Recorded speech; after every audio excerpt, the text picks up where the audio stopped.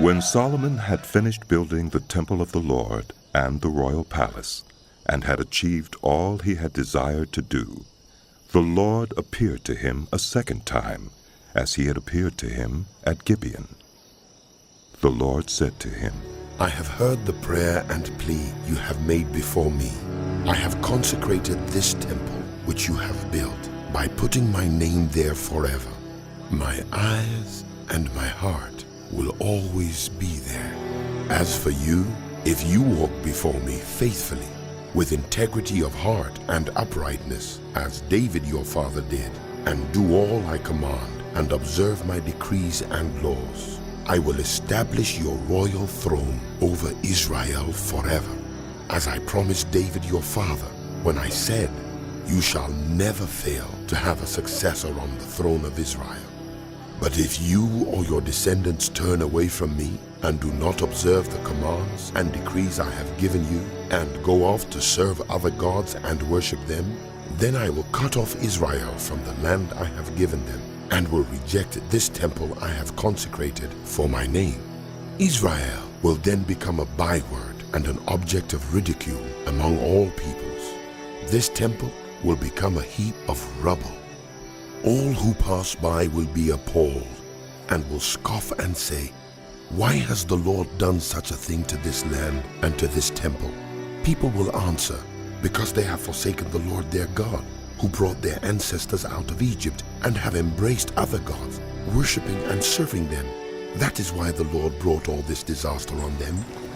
At the end of 20 years, during which Solomon built these two buildings, the temple of the Lord and the royal palace, King Solomon gave 20 towns in Galilee to Hiram, king of Tyre, because Hiram had supplied him with all the cedar and juniper and gold he wanted.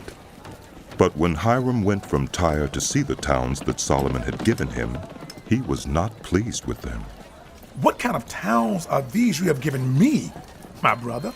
He asked. And he called them the land of Kabul, a name they have to this day. Now Hiram had sent to the king 120 talents of gold. Here is the account of the forced labor King Solomon conscripted to build the Lord's temple, his own palace, the terraces, the wall of Jerusalem, and Hazor, Megiddo, and Gezer. Pharaoh, king of Egypt, had attacked and captured Gezer. He had set it on fire. He killed its Canaanite inhabitants and then gave it as a wedding gift to his daughter, Solomon's wife. And Solomon rebuilt Gezer.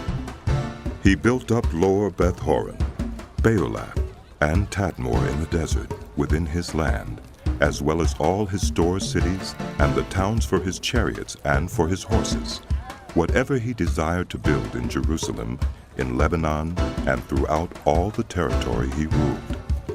There were still people left from the Amorites, Hittites, Perizzites, Hivites, and Jebusites. These people were not Israelites.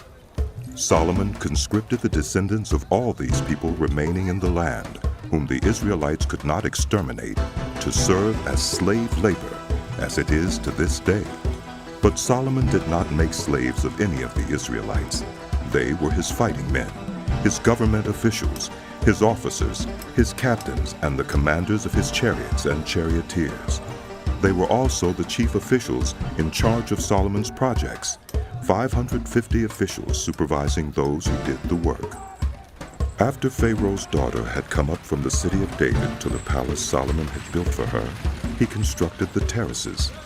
3 times a year Solomon sacrificed burnt offerings and fellowship offerings on the altar he had built for the Lord, burning incense before the Lord along with them, and so fulfilled the temple obligations. King Solomon also built ships at Ezion-Geber, which is near Elath in Edom, on the shore of the Red Sea. And Hiram sent his servants, sailors who knew the sea, to serve in the fleet with Solomon's servants. They sailed to Ophir and brought back 420 talents of gold, which they delivered to King Solomon.